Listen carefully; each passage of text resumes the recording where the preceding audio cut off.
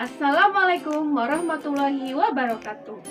Bertemu lagi dengan Ibu Kitri dalam pembelajaran tematik kelas 4. Apa kabar kalian semuanya? Semoga selalu baik-baik saja ya. Pada kesempatan kali ini kita akan belajar tentang tema 3, subtema 1, hewan dan tumbuhan di lingkungan rumahku, pembelajaran 4. Adapun muatan mata pelajarannya adalah bahasa Indonesia dengan materi membuat pertanyaan yang baik. Anak-anak, tentunya kalian pernah mendapatkan tugas untuk melakukan wawancara, bukan? Hal pertama yang harus dipersiapkan untuk sebuah wawancara adalah membuat daftar pertanyaan.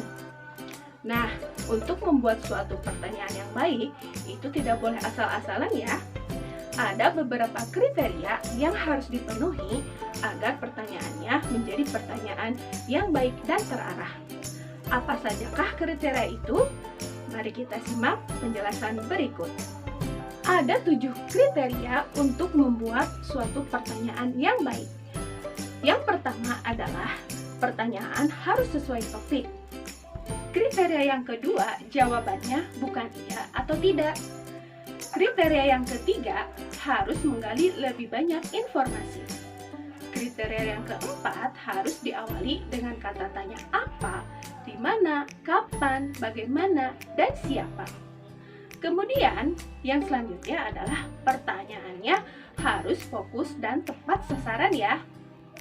Kriteria yang keenam, yaitu bahasanya harus yang benar. Sedangkan yang terakhir adalah antar pertanyaan harus berkesinambungan ya. Sekarang, marilah kita membuat contoh pertanyaan sesuai dengan kriteria yang tadi ya. 1. Sesuai topik. Contohnya, jika kita akan melakukan kegiatan wawancara tentang proses pembuatan tahu, maka pertanyaannya pun harus tentang seputar tahu ya. Contohnya, terbuat dari apakah tahu itu? 2. Jawabannya bukan iya dan tidak. Contohnya, apakah tahu itu sehat? Itu merupakan pertanyaan yang kurang baik ya. Oleh karena itu, harus ditambahkan oleh kata tanya mengapa. 3. Menggali lebih banyak informasi. Contohnya, kita dapat menggunakan kata tanya bagaimana. Bagaimana proses pembuatan tahu? 4. Diawali dengan kata tanya apa, siapa, di mana, kapan, mengapa, dan bagaimana. Contohnya, jika kita ingin menanyakan keterangan waktu, kita bisa menggunakan kata tanya kapan. Kapan sebaiknya tahu itu dibuat? 5. Pertanyaan fokus atau tepat sasaran. Contohnya, bahan-bahan apa saja yang harus dipersiapkan untuk membuat tahu? 6. Harus menggunakan bahasa yang benar.